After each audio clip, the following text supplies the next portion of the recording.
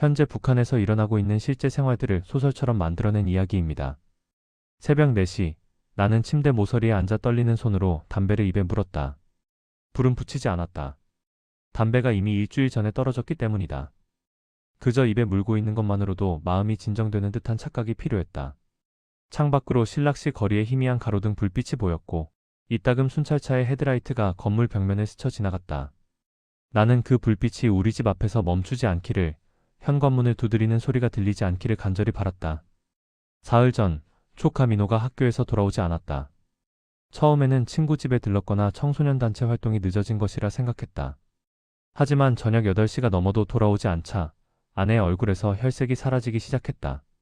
나는 애써 침착한 척했지만 속으로는 이미 최악의 상황을 떠올리고 있었다. 밤 10시 현관문이 두드려졌다. 도 안전국 요원 2명이 서 있었고 그들의 무표정한 얼굴은 이미 모든 것을 말해주고 있었다. 민호는 검문에 걸렸다. 가방 안쪽 은밀한 주머니에서 검은색 저장 장치가 발견되었다는 것이었다. 내 머릿속이 하얗게 변했다. 그 저장 장치는 내가 민호에게 준 것이 아니었다. 하지만 그것이 어디서 왔는지, 누가 민호에게 주었는지 나는 너무나 잘 알고 있었다. 그것은 바로 우리 가족, 우리 집안 전체를 관통하는 비밀의 실타래 중 하나였기 때문이다. 안전국 요원들은 정중했다. 내가 시 행정위원회 간부이고 무엇보다 공훈가족이라는 사실을 그들도 잘 알고 있었다. 하지만 그 정중함 뒤에 숨겨진 냉혹함을 나는 느낄 수 있었다. 그들은 내일 아침도 안전국에 출두하라고 했다.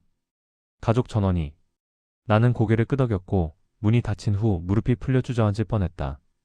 아내는 부엌 구석에서 소리 없이 울고 있었다. 나는 그녀에게 다가가 어깨를 감싸고 싶었지만 내 손은 허공에서 멈췄다. 무슨 말로 위로할 수 있겠는가?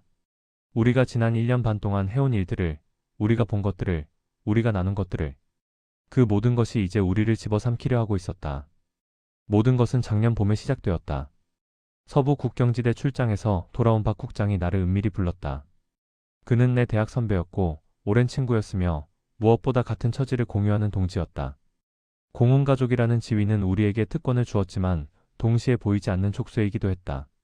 우리는 항상 모범이어야 했고 완벽해야 했으며 의심받아서는 안 되었다. 박 국장은 내게 작은 검은색 저장 장치를 건넸다. 그의 손이 떨리고 있었다. 그는 낮은 목소리로 말했다. 이것을 한번 보라고. 그리고 절대 누구에게도 말하지 말라고. 나는 그 장치를 받아 주머니에 넣었다. 무게는 거의 느껴지지 않았지만 그것은 내 가슴을 짓누르는 무거운 돌처럼 느껴졌다. 그날 밤 아내가 잠든 후 나는 오래된 외국산 전자기기를 꺼냈다. 공식적으로는 등록되지 않은 국경지대 출장 때 몰래 구입한 기기였다. 저장 장치를 연결하고 전원을 켰다. 화면에 나타난 파일들을 보는 순간 내 심장은 미친 듯이 뛰기 시작했다. 영화, 드라마, 다큐멘터리, 뉴스. 모두 바깥 세계에 우리가 적이라 배운 세계의 콘텐츠들이었다. 첫 번째로 재생한 것은 어느 드라마의 한 에피소드였다. 화면에 펼쳐진 세계는 너무나 충격적이었다. 거리는 밝았고 사람들은 자유롭게 걸어 다녔으며 상점에는 물건이 넘쳐났다. 사람들은 웃고 있었다. 진짜로, 진심으로 웃고 있었다. 그들의 옷은 깨끗했고 얼굴에는 생기가 돌았다. 나는 화면을 멍하니 바라보다가 어느새 눈물이 뺨을 타고 흐르는 것을 느꼈다. 그날 이후 나는 매일 밤 그 작은 화면 속 세계로 빠져들었다. 처음에는 단순한 호기심이었다. 하지만 점점 그것은 갈망으로 변했고 집착이 되었으며 결국 중독이 되어버렸다. 나는 그 화면 속 세계가 진짜라는 것을 알고 있었다. 조작되거나 과장된 것이 아니라 실제로 존재하는 세계라는 것을. 그리고 그 깨달음은 내 안에 무언가를 돌이킬 수 없이 변화시켰다. 2달 후 박 국장은 나에게 또 다른 저장 장치를 건넸다. 그리고 그 다음 달에도 또 그 다음 달에도. 나는 묻지 않았다. 이것들이 어디서 오는지, 누가 보내는지, 왜 우리에게 주는지. 묻지 않는 것이 안전했다. 하지만 내 마음 한구석에서는 이미 알고 있었다. 이것은 단순한 밀수품이 아니었다. 이것은 누군가의 의도된 선택이었고 계획된 행동이었으며 어쩌면 거대한 무언가의 일부였다. 가을이 되자 나는 아내에게 그것을 보여주었다. 처음에 그녀는 거부했다. 두려워했다. 하지만 내가 몇 주 동안 설득한 끝에 어느 날 밤 그녀는 내 옆에 앉아 함께 화면을 바라보았다. 우리는 말없이 한편의 영화를 봤다. 영화가 끝났을 때 아내는 내 손을 꽉 쥐었다. 그녀의 손은 차갑게 떨리고 있었지만 눈빛은 이전과 달랐다. 그 안에는 두려움만이 아니라 분노와 슬픔, 그리고 무언가를 향한 깨달음이 섞여 있었다. 겨울이 오자 나는 더 대담해졌다. 박 국장 외에 2명의 동료에게 저장 장치를 건넸다. 조심스럽게, 은밀하게, 하지만 확신을 가지고. 그들도 나와 같은 처지였다. 공훈가족으로서의 특권을 누리면서도 동시에 그 체제의 허구성을 어렴풋이 감지하고 있던 사람들. 그들은 저장 장치를 받았고 몇 주 후 그들의 눈빛도 변해 있었다. 봄이 되자 우리는 5명이 되었다. 우리는 한 달에 한 번씩 만났다. 공식적으로는 당 학습 모임이었지만 실제로는 우리가 본 것들에 대해, 우리가 느낀 것들에 대해, 그리고 우리가 점점 더 확신하게 되는 진실에 대해 이야기를 나누는 시간이었다. 우리는 조심했다. 너무나 조심했다. 하지만 동시에 우리는 이 비밀을 나누는 것만으로도 이미 선을 넘었다는 것을 알고 있었다. 여름 초입, 나는 실수를 했다. 집에 놓아둔 저장 장치를 민호가 발견한 것이다. 15살 조카는 호기심 많은 나이였고 숙부의 방에서 발견한 이상한 물건을 그냥 지나칠 리 없었다. 내가 발견했을 때는 이미 늦었다. 민호는 며칠 동안 그것을 보았고 그의 눈빛은 이미 변해 있었다. 나는 그를 붙잡고 엄하게 타일렀다. 이것은 위험한 것이고 절대로 누구에게도 말해서는 안 되며 다시는 만져서도 안 된다고. 민호는 고개를 끄덕였다. 하지만 나는 그의 눈에서 이미 깨어난 무언가를 보았다. 나는 그 저장 장치를 회수했어야 했다. 하지만 나는 그렇게 하지 않았다. 왜 그랬을까? 지금 돌이켜보면 그것은 내 안에 어떤 비겁함 때문이었던 것 같다. 나는 민호에게도 진실을 보여주고 싶었던 것이다. 그가 이 거짓된 세계에서 벗어나 진짜 세상이 어떤지 알기를 바랐던 것이다. 하지만 그것은 잔인한 선택이었다. 15살 소년에게 감당할 수 없는 진실의 무게를 지운 것이었다. 그리고 이제 그 모든 것의 대가를 치를 시간이 온 것이다. 새벽 5시, 나는 서재로 갔다. 책장 뒤에 숨겨둔 작은 금속 상자를 꺼냈다. 그 안에는 지난 1년 반 동안 모아온 모든 저장 장치가 들어있었다. 12개. 각각에는 수백 개의 파일이 담겨 있었다. 나는 그것들을 하나씩 꺼내 바닥에 놓았다. 작고 검은 플라스틱 조각들. 하지만 그 안에는 한 세계가 담겨 있었다. 우리가 알지 못했던, 아니 알아서는 안 되었던 세계가. 각 저장 장치의 겉면에는 작은 숫자가 새겨져 있었다. 나는 그것들이 단순한 일련 번호라고 생각했다. 박 국장에게 물었을 때도 그는 그저 어깨를 으쓱할 뿐이었다. 하지만 지금 그 숫자들을 다시 보니 뭔가 패턴이 있는 것 같았다. 날짜처럼 보이기도 했고 좌표처럼 보이기도 했다. 나는 종이에 그 숫자들을 적어보았다. 724, 831, 915, 1022. 혹시 이것이 날짜인가? 7월 24일, 8월 31일, 9월 15일, 10월 22일. 심장이 빠르게 뛰기 시작했다. 나는 달력을 펼쳤다. 그 날짜들을 표시했다. 그리고 그 날짜들 사이의 간격을 계산했다. 불규칙했다. 38일, 15일, 37일. 패턴이 없어 보였다. 하지만 뭔가가 있었다. 내 직감이 말하고 있었다.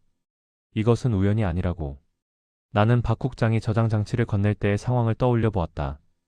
그는 항상 특정한 문구를 사용했다. 형님, 새로운 학습 자료입니다. 그리고 그가 그 말을 할 때의 강조점이 매번 달랐다. 어떤 때는 새로운을 강조했고, 어떤 때는 학습을 강조했으며, 어떤 때는 자료를 강조했다. 나는 그것을 그저 말버릇이라고 생각했다. 하지만 지금 생각해보니 그것도 어떤 신호였을지 모른다. 6시가 되자 집안 식구들이 하나둘 깨어나기 시작했다. 아내, 형수, 조카 지은이. 민호는 아직 안전국에 있었다. 우리는 식탁에 둘러앉았지만 아무도 밥을 먹지 않았다. 아무도 말하지 않았다. 우리는 서로의 얼굴을 바라보았고 그 안에서 같은 두려움을, 같은 절망을, 같은 후회를 읽었다. 9시, 우리는 집을 나섰다. 거리는 평소와 다름없었다. 사람들은 출근하고 아이들은 학교에 가고 선전방송은 여전히 울려 퍼졌다. 하지만 내게는 모든 것이 낯설게 느껴졌다. 마치 무대 위의 연극을 보는 것 같았다. 정교하게 짜여진 대본에 따라 움직이는 배우들. 그리고 나는 이제 그 무대에서 내려와야 하는 사람이었다. 도 안전국 건물은 시내 중심부에 있었다. 회색 콘크리트 건물은 창문도 적고 음침했다. 우리는 정문으로 들어갔고 접수처에서 신분증을 제시했다. 담당 요원은 우리를 2층 조사실로 안내했다. 복도는 길고 좁았으며 양쪽 벽에는 문들이 일렬로 늘어서 있었다. 각 문 뒤에서는 무슨 일이 벌어지고 있을까? 나는 상상하고 싶지 않았다. 조사실은 생각보다 깨끗했다. 책상 하나, 의자 셋, 그리고 한쪽 벽에 커다란 거울. 나는 그것이 일반경이라는 것을 알고 있었다. 저 너머에서 누군가 우리를 관찰하고 있을 것이다. 우리는 의자에 앉았고 곧 한 중년 남자가 들어왔다. 계급장으로 보아 중급 간부였다. 그는 우리를 차례로 바라보았고 그의 눈빛은 냉정했지만 적대적이지는 않았다. 조사는 오래 걸렸다. 그들은 모든 것을 알고 싶어 했다. 언제부터 저장 장치를 받는지, 어디서 구했는지, 누구에게서 받았는지, 무엇을 받는지, 누구와 공유했는지, 왜 그랬는지. 나는 처음에는 부인하려 했다. 하지만 그들은 이미 민호로부터 많은 것을 들은 상태였다. 그리고 그들은 박 국장도 이미 조사하고 있었다. 거짓말은 소용없었다. 오후가 되자 나는 포기했다. 나는 모든 것을 말하기 시작했다. 언제 시작했는지, 무엇을 받는지, 누구와 나눴는지. 하지만 한 가지는 말하지 않았다. 저장 장치가 정확히 어디서 왔는지, 박 국장이 그것을 누구에게서 받았는지. 그것만은 끝까지 모른다고 했다. 조사관은 내 눈을 오래 바라보았다. 그는 내가 거짓말하고 있다는 것을 알고 있었다. 하지만 더 이상 추궁하지 않았다. 저녁이 되자 우리는 각자 다른 방으로 분리되었다. 나는 작은 톡방에 혼자 남겨졌다. 창문이 없는 방이었고 형광등 하나가 희미하게 공간을 밝히고 있었다. 나는 바닥에 주저앉아 머리를 감싸 쥐었다. 후회가 밀려왔다. 왜 그랬을까? 왜 호기심을 참지 못했을까? 왜 만족하지 못했을까? 우리에게 주어진 삶이 비록 거짓 위에 세워진 것일지라도 그래도 안전했고 예측 가능했는데. 하지만 동시에 나는 알고 있었다. 나는 후회하지 않는다고. 진실을 본 것을, 세상이 어떤지 안 것을. 그것이 나를 파멸로 이끌었을지라도 나는 그 순간들을, 화면 속, 그 세계를 본 그 경험을 결코 후회하지 않는다고. 밤이 깊어갔다. 나는 잠들지 못했다. 형광등은 꺼지지 않았고 복도에서는 때때로 발소리가 들렸다. 나는 천장을 바라보며 생각했다. 내일은 어떻게 될까? 우리는 어떻게 될까? 민호는, 아내는, 형수는, 지은이는, 그리고 박 국장과 다른 동료들은. 새벽녘 문이 열렸다. 다른 조사관이 들어왔다. 이번에는 더 높은 계급장을 단 사람이었다.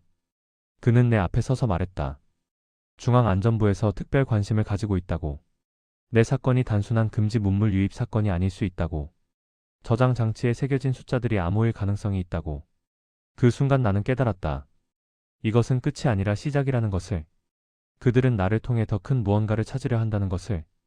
그리고 나는 내가 알든 모르든 이미 그 무언가의 일부가 되어버렸다는 것을. 사흘째 되는 날 그들은 나를 다른 장소로 옮겼다. 눈을 가리고 차에 태워 얼마나 갔는지 알 수 없는 거리를 이동했다. 차에서 내렸을 때 나는 건물의 냄새로 여기가 도 안전국이 아니라는 것을 알았다. 공기가 달랐다. 더 차갑고 더 습하고 더 오래된 냄새가 났다. 지하 시설일 것이라고 직감했다. 눈 가리개가 벗겨졌을 때 나는 완전히 다른 종류의 조사실에 서 있었다. 이곳은 깨끗하지 않았다. 벽은 더러웠고 바닥에는 얼룩이 있었으며 공기 중에는 설명할 수 없는 냄새가 떠돌았다. 그리고 조사관도 달랐다. 이전의 중급 간부는 적어도 예의를 갖추고 있었다. 하지만 이곳의 조사관들은 달랐다. 그들의 눈빛은 날카로웠고 말투는 거칠었으며 존재 자체가 위협적이었다. 새로운 조사가 시작되었다. 하지만 이번에는 질문의 방향이 완전히 달랐다. 그들은 더 이상 내가 무엇을 받는지, 누구와 나눴는지에 관심이 없었다. 그들이 알고 싶어 하는 것은 단 하나였다. 누가 나에게 저장 장치를 보냈는가? 정확히 어떤 경로로, 어떤 방식으로, 어떤 목적으로. 나는 계속 같은 대답을 반복했다. 박 국장에게서 받았다고. 그가 어디서 구했는지는 모른다고.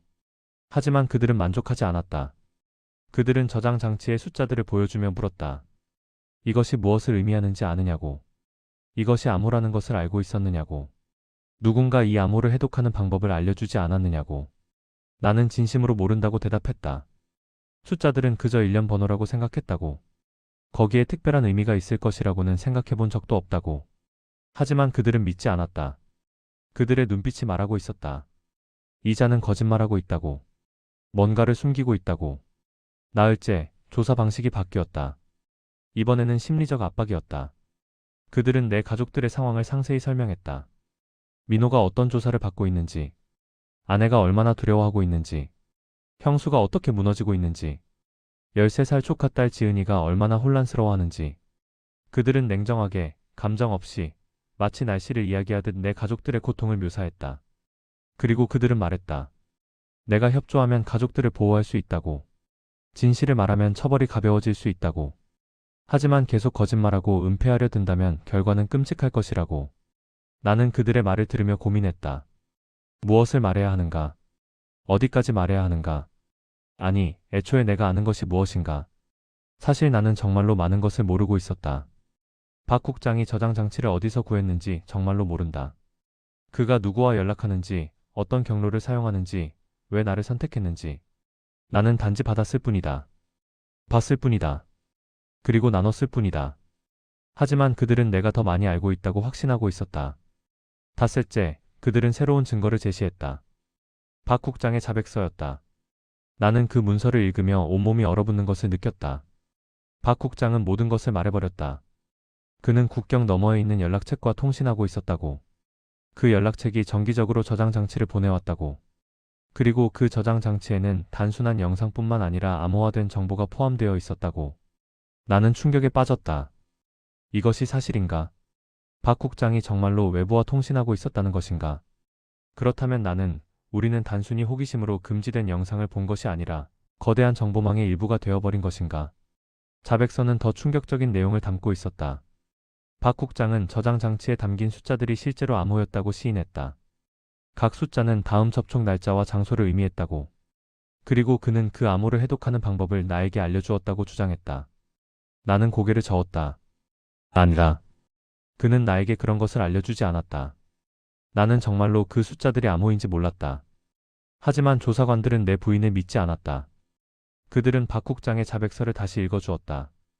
나는 김동무에게 숫자 해독법을 알려주었습니다. 각 자릿수를 더하고 특정한 기준일에서 빼면 실제 날짜가 나옵니다. 내 머릿속이 혼란스러웠다. 박 국장은 왜 거짓 자백을 하는 것인가? 아니면 정말로 내가 기억하지 못하는 순간에 무언가를 알려주었던 것인가? 나는 과거를 필사적으로 되짚어 보았다. 박 국장과의 모든 대화, 모든 만남, 모든 순간들을. 그리고 갑자기 하나의 장면이 떠올랐다. 지난 봄, 우리가 마지막으로 만났을 때였다. 박 국장은 평소와 달리 긴장해 보였다. 그는 내게 저장 장치를 건네며 이상한 말을 했다. 형님, 이번 것은 특별합니다. 잘 보관하시고, 만약 무슨 일이 생기면 숫자를 기억하십시오. 더하고 빼면 답이 나옵니다. 그때 나는 그 말을 이해하지 못했다. 그저 그가 긴장해서 횡설수설하는 것이라 생각했다.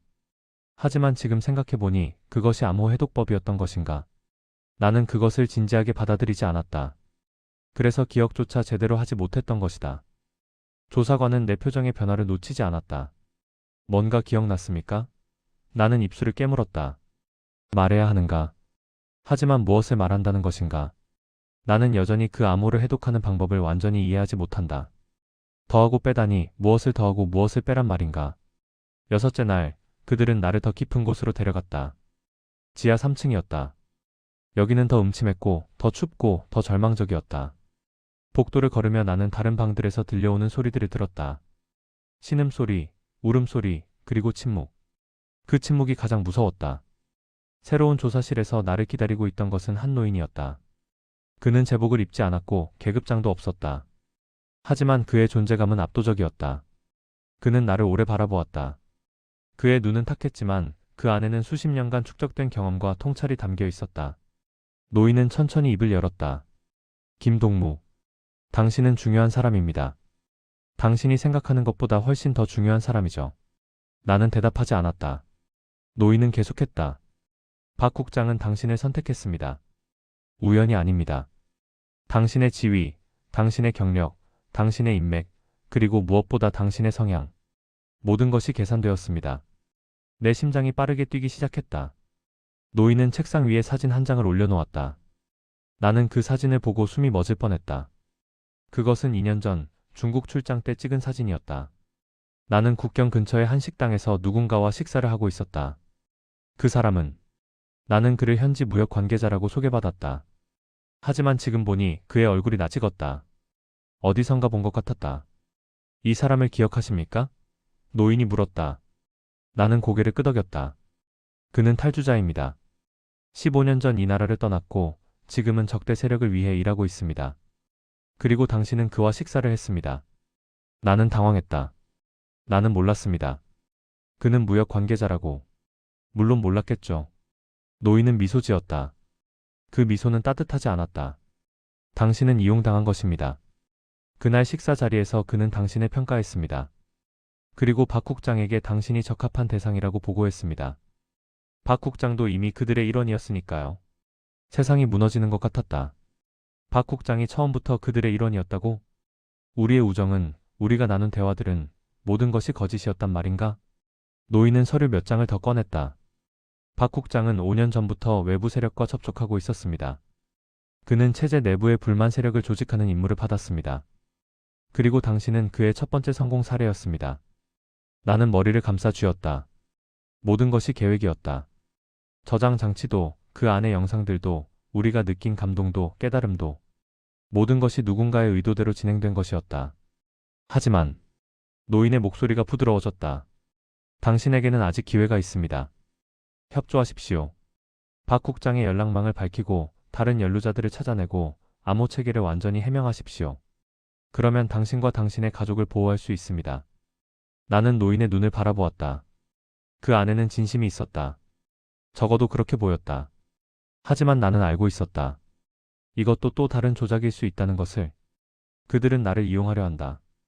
박 국장이 나를 이용했듯이. 시간을 드리겠습니다. 노인은 일어섰다. 잘 생각해 보십시오. 당신의 선택이 많은 사람들의 운명을 결정할 것입니다. 톡방으로 돌아온 나는 바닥에 쓰러졌다. 몸이 떨렸다. 분노인지 두려움인지 배신감인지 알 수 없었다. 박 국장을 믿었다. 우리가 함께 진실을 찾고 있다고 믿었다.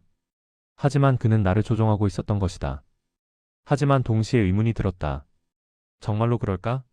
박 국장이 처음부터 끝까지 거짓말을 했을까? 우리가 함께 영상을 보며 느꼈던 그 감정들도 거짓이었을까? 나는 그를 기억했다. 화면을 바라보던 그의 눈빛을, 떨리던 그의 목소리를, 눈물을 닦던 그의 손을. 그것들이 모두 연기였을까? 일주일째 그들은 나에게 다른 조사 대상자들과의 대지를 준비시켰다. 김 동료, 이 동료, 최 동료. 우리가 함께 저장 장치를 나눴던 사람들이었다. 그들도 모두 체포되어 조사를 받고 있었다. 대질실에서 우리는 서로를 마주했다. 그들의 얼굴은 초췌했고 눈빛은 흔들리고 있었다. 우리는 말없이 서로를 바라보았다. 그리고 그 순간 나는 깨달았다. 우리 모두가 희생자라는 것을. 우리는 진실을 찾으려 했을 뿐이다. 세상이 어떤지 알고 싶었을 뿐이다. 그것이 잘못이었을까? 조사관은 우리에게 서로를 비난하라고 요구했다. 누가 먼저 제안했는지, 누가 더 적극적이었는지, 누가 주모자인지. 하지만 우리는 침묵했다. 아무도 입을 열지 않았다. 그 침묵 속에서 우리는 마지막 연대를 지켰다. 8일째 나는 결정을 내렸다. 나는 조사관에게 말했다. 내가 아는 모든 것을 말하겠다고. 하지만 한 가지 조건이 있다고. 내 가족들을, 특히 민호와 지은이를 보호해달라고. 그들은 아무것도 몰랐다. 그들은 단지 잘못된 시간에 잘못된 장소에 있었을 뿐이다. 조사관은 고개를 끄덕였다. 나는 숨을 깊이 들이쉬고 이야기를 시작했다. 처음부터 끝까지 내가 기억하는 모든 것을. 박 국장이 건넨 모든 저장 장치, 그가 한 모든 말, 숫자들에 대한 그의 암시, 그리고 내가 추측하는 암호 해독법. 하지만 나는 한 가지를 숨겼다. 마지막 저장 장치였다. 박 국장이 체포되기 직전 그는 나에게 하나를 더 건넸다. 그리고 그는 말했다. 이것만은 절대 열어보지 마십시오. 만약 제가 잡히면 이것을 안전한 곳에 숨기십시오. 언젠가 필요할 날이 올 것입니다. 나는 그 저장 장치를 집의 깊은 곳에 숨겼다. 벽 안쪽, 느슨한 벽돌 뒤에. 그리고 그것에 대해서는 아무에게도 말하지 않았다. 아내에게도, 조사관들에게도. 왜 그랬을까? 나도 정확히 모른다. 어쩌면 그것이 마지막 희망이라고 느꼈기 때문일지도 모른다. 완전히 무너지지 않을 마지막 버팀목. 열흘째, 그들은 내게 판결을 통보했다. 나는 사상범으로 분류되었다. 하지만 노인이 약속했듯이 공훈가족이라는 지위 덕분에 최악의 처벌은 면했다. 나는 격리수용소로 보내질 것이었다. 가족들도 함께. 우리는 사회와 격리되지만 목숨은 보존될 것이었다. 판결을 듣는 순간 나는 이상하게도 안도감을 느꼈다. 끝났다. 오랜 불안과 두려움이 끝났다. 이제 우리에게 남은 것은 격리된 삶뿐이었다. 하지만 적어도 우리는 살아있을 것이었다. 함께. 마지막 밤, 톡방에서 나는 천장을 바라보며 생각했다. 이 모든 것이 가치가 있었을까? 진실을 본 것이, 세상을 안 것이. 나는 여전히 확신할 수 없었다. 하지만 한 가지는 알았다. 나는 다시는 예전의 내가 될 수 없다는 것을. 한번 눈을 뜬 사람은 다시 감을 수 없다는 것을. 격리수용소는 도시에서 멀리 떨어진 산골에 있었다. 사방이 철조망으로 둘러싸인 작은 마을 같았다. 수십 채의 낡은 집들이 흩어져 있었고 각 집에는 한두 가족이 배정되었다. 우리 가족은 마을 끝자락에 작은 집을 받았다. 방 2개, 부엌 하나, 그리고 좁은 마당. 처음 도착했을 때 모든 것이 낯설었다. 여기 사람들은 모두 우리와 같은 처지였다. 사상범, 정치범, 그리고 그들의 가족들. 하지만 공훈가족 출신이라는 특수한 지위 덕분에 우리는 강제노동을 면제받았다. 대신 우리는 농사를 지어야 했다. 자급자족이 원칙이었다. 첫 몇 달은 지옥 같았다. 민호는 말을 잃었다. 그는 하루 종일 방 구석에 앉아 벽만 바라보았다. 지은이는 밤마다 악몽에 시달렸다. 아내와 형수는 서로를 원망했다. 나 때문에, 우리 집안 때문에 이 지경이 되었다고. 나는 매일 밭으로 나갔다. 흙을 파고 씨를 뿌리고 잡초를 뽑았다. 손에 물집이 잡히고 피가 났다. 하지만 나는 멈추지 않았다. 육체적 고통이 정신적 고통을 잊게 해주었다. 삽을 들고 땅을 파는 동안만큼은 박 국장의 배신도, 내 어리석음도, 가족들의 원망도 잊을 수 있었다. 봄이 되자 마을에 변화가 일어났다. 새로운 가족들이 도착했다. 그들은 우리보다 더 초췌했고 더 절망적이었다. 나는 그들을 도우려 했다. 농사 짓는 법을 알려주고 물건을 나눠주고 위로의 말을 건넸다. 그러면서 나는 깨달았다. 우리는 혼자가 아니라는 것을. 이 작은 마을에는 수백 명의 사람들이 있고 모두가 각자의 이유로 이곳에 왔지만 이제는 같은 운명을 공유한다는 것을. 여름이 오자 민호가 입을 열기 시작했다. 처음에는 짧은 단어들이었다. 물, 밥, 피곤해. 하지만 점점 문장이 길어졌다. 그리고 어느 날 저녁 그는 내게 물었다. 숙부, 우리가 본 그 세상은 진짜였나요? 나는 그의 눈을 바라보았다. 그 안에는 여전히 상처가 있었지만 동시에 호기심도 있었다. 나는 고개를 끄덕였다. 진짜였다. 민호는 오래 생각하더니 말했다. 그럼 우리가 한 일은 잘못이 아니었네요. 진실을 알고 싶어 한 것이. 그 순간 나는 울었다. 오랜만에 흐르는 눈물이었다. 민호는 내 어깨에 손을 얹었다. 15살 소년이 40대 중년을 위로하는 기묘한 광경이었다. 하지만 그것은 우리에게 필요한 순간이었다. 용서와 치유의 시작. 가을이 되자 나는 마을 사람들과 더 깊이 교류하기 시작했다. 그들은 각자의 이야기를 가지고 있었다. 어떤 이는 금지된 책을 읽었고, 어떤 이는 외국 방송을 들었으며, 어떤 이는 단지 잘못된 말을 했을 뿐이었다. 하지만 우리 모두는 한 가지 공통점이 있었다.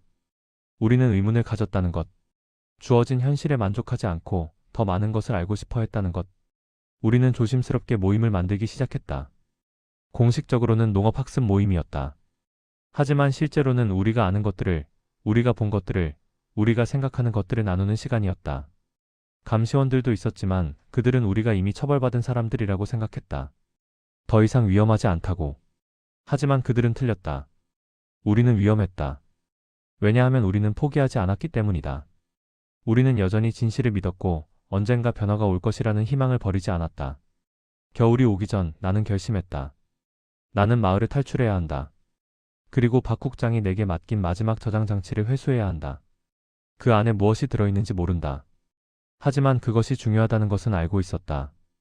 박 국장이 목숨을 걸고 지키려 한 무언가. 계획은 위험했다. 격리수용소를 탈출한다는 것은 곧 죽음을 의미했다. 잡히면 즉결 처형이었다. 하지만 나는 해야 했다. 이것은 나 자신을 위한 것만이 아니었다. 이것은 박 국장을 위한 것이었고 우리가 함께했던 사람들을 위한 것이었으며 무엇보다 아직 진실을 모르는 모든 사람들을 위한 것이었다. 나는 아내에게 계획을 말했다. 그녀는 처음에 반대했다. 당신이 죽으면 우리는 어떻게 됩니까? 하지만 나는 설득했다. 내가 가지 않으면 우리는 평생 여기 갇혀 있을 것이오. 하지만 내가 성공한다면 어쩌면 우리에게 기회가 올지도 모르오. 아내는 오래 생각하더니 고개를 끄덕였다. 조심하세요. 그리고 꼭 돌아오세요. 나는 그녀를 안았다. 우리는 오랫동안 말없이 서로를 껴안고 있었다. 탈출 날짜는 동지서달로 정했다. 가장 추운 밤, 감시가 가장 느슨한 시간. 나는 몇 주 동안 준비했다. 철조망의 약한 부분을 찾고 순찰 패턴을 파악하고 필요한 물품들을 모았다. 마을 사람들도 은밀히 도와주었다. 그들은 내가 무엇을 하려는지 정확히 몰랐지만 본능적으로 그것이 중요하다는 것을 알았다. 탈출 전날 밤 나는 민호를 불렀다. 축부가 떠난다. 돌아오지 못할 수도 있다. 민호는 놀라지 않았다. 그는 이미 알고 있었던 것 같았다. 축부, 제가 대신 갈까요? 저는 젊고 빠릅니다. 나는 고개를 저었다. 아니라. 이것은 내가 해야 할 일이다. 너는 여기 남아서 가족들을 지켜다오. 그리고 나는 그의 손을 잡았다. 만약 내가 돌아오지 못하면 언젠가 네가 이 이야기를 전해다오. 우리가 무엇을 했는지, 왜 그랬는지, 그리고 우리가 무엇을 믿었는지를. 민호는 눈물을 흘렸다. 하지만 그는 고개를 끄덕였다. 약속합니다, 숙부. 탈출 당일 나는 새벽 4시에 일어났다. 가장 어두운 시간이었다. 나는 준비한 도구들을 챙기고 가족들에게 마지막 인사를 했다. 그들은 모두 깨어 있었다. 아무도 말하지 않았지만 모두가 알고 있었다. 이것이 마지막 작별일 수도 있다는 것을. 나는 조용히 집을 나섰다. 마을은 고요했다.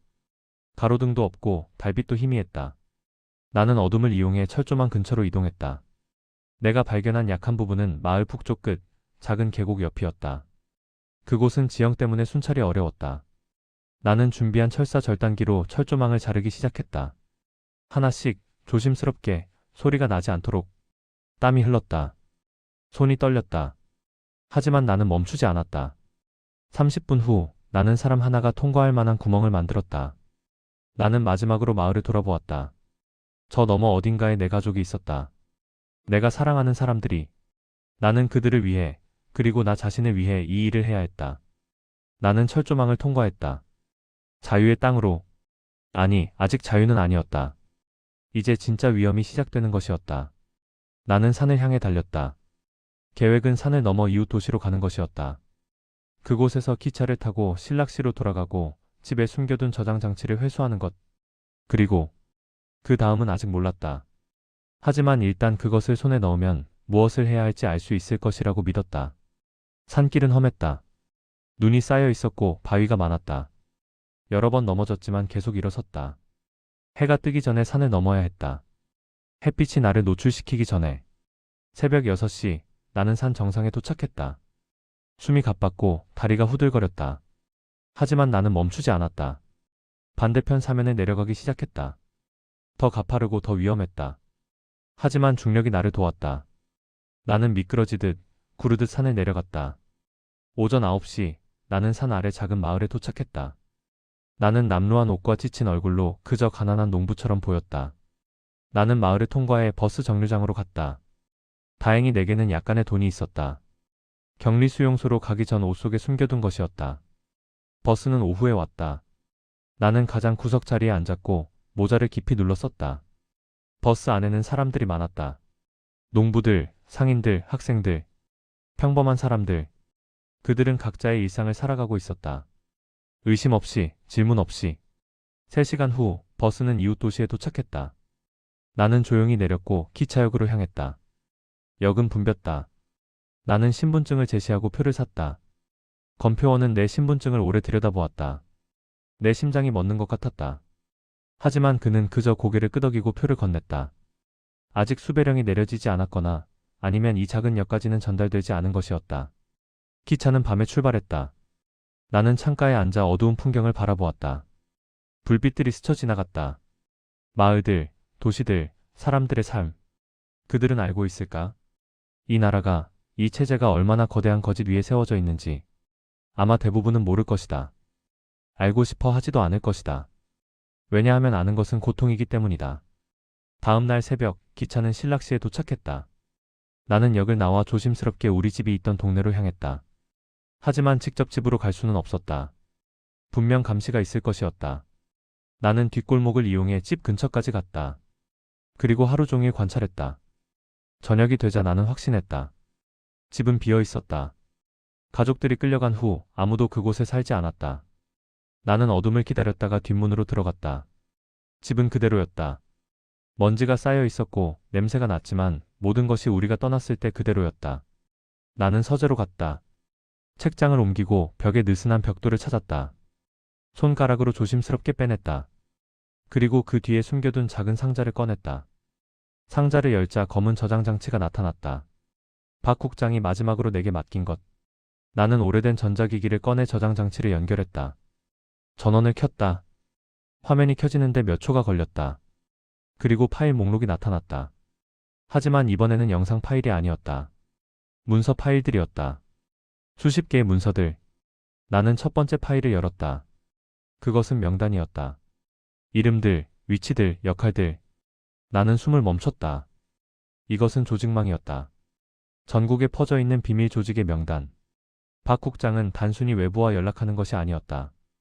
그는 전국적인 네트워크의 일부였던 것이다. 다음 파일들은 더 충격적이었다. 체제의 비밀들, 고위 간부들의 부정부패, 숨겨진 수용소들의 위치, 대규모 기근의 실체. 모든 것이 문서화되어 있었다. 증거들, 증언들, 사진들. 그리고 마지막 파일. 그것은 박 국장이 직접 쓴 편지였다. 김 형님께. 만약 이것을 읽고 계시다면 저는 아마 이미 없을 것입니다. 형님께 모든 것을 말씀드리지 못해 죄송합니다. 하지만 형님을 보호하기 위해서였습니다. 저는 5년 전부터 외부 조직과 협력해왔습니다. 하지만 그것은 조국을 배신하기 위함이 아니었습니다. 진정한 조국을, 우리가 꿈꾸던 세상을 만들기 위함이었습니다. 이 저장 장치에는 우리가 모은 모든 증거가 담겨 있습니다. 이것을 안전한 곳에 전달해 주십시오. 국경을 넘어 세상에 알려주십시오. 우리의 진실을. 그리고 형님, 후회하지 마십시오. 우리가 한 일은 옳았습니다. 나는 화면을 보며 울었다. 박 국장은 배신자가 아니었다. 그는 영웅이었다. 그리고 나는 그의 임무를 완수해야 했다. 하지만 어떻게? 나는 도망자였다. 언제 잡힐지 모르는 신세였다. 이 저장 장치를 국경 밖으로 어떻게 보낸단 말인가? 그때 문 밖에서 소리가 들렸다. 발소리. 여러 명이. 나는 얼어붙었다. 그들이 왔다. 나를 추적해온 것이었다. 나는 재빨리 저장 장치를 주머니에 넣고 창문으로 향했다. 하지만 그곳에도 사람들이 있었다. 나는 포위된 것이었다. 현관문이 부서지는 소리가 들렸다. 요원들이 집 안으로 쏟아져 들어왔다. 나는 두 손을 들었다. 저항해도 소용없었다. 하지만 내 주머니 속에는 저장 장치가 있었다. 그것만은 지켜야 했다. 요원 하나가 나를 수색하려 했다. 그 순간 나는 결정을 내렸다. 나는 저장 장치를 꺼내 입에 넣고 삼켰다. 작은 플라스틱 조각이 목을 타고 내려갔다. 요원들이 나를 제압했지만 이미 늦었다. 그들은 나를 끌고 나갔다. 차에 태웠다. 그리고 다시 지하시설로 향했다. 하지만 이번에는 달랐다. 나는 두렵지 않았다. 왜냐하면 나는 사명을 완수했기 때문이다. 저장 장치는 내 몸속에 있었다. 그들이 그것을 찾아낼 때쯤이면 나는 이미 이 세상 사람이 아닐 것이었다. 신문실에서 노인이 나를 기다리고 있었다. 그는 실망한 표정으로 고개를 저었다. 어리석은 선택이었습니다. 김동무. 나는 미소 지었다. 아닙니다. 이것이 제 인생에서 가장 현명한 선택이었습니다. 그들은 나를 고문했다. 저장 장치가 어디 있는지 말하라고. 하지만 나는 입을 다물었다. 며칠이 지났다. 일주일이 지났다. 나는 점점 약해졌다. 하지만 나는 견뎠다. 어느 날, 한 젊은 요원이 내게 물을 가져다 주었다. 그는 주변을 살피더니 낮은 목소리로 속삭였다. 김동무, 당신이 삼킨 것, 우리가 회수했습니다. 하지만, 그는 잠시 멈췄다. 그 전에 복사본을 만들었습니다. 그리고 그것은 이미 국경을 넘었습니다. 나는 그의 눈을 바라보았다. 그의 눈빛에는 무언가가 있었다. 결의, 희망, 그리고 연대감. 나는 깨달았다. 그도 우리와 같은 사람이었다. 박 국장의 네트워크는 내가 생각했던 것보다 훨씬 넓고 깊었다. 고맙습니다. 나는 속삭였다. 젊은 요원은 고개를 끄덕이고 떠났다. 그날 밤 나는 평화를 느꼈다. 모든 것이 끝났다. 내 사명은 완수되었다. 저장 장치는 안전하게 밖으로 나갔다. 세상은 곧 우리의 진실을 알게 될 것이다. 그리고 변화가 시작될 것이다. 느리겠지만 확실하게.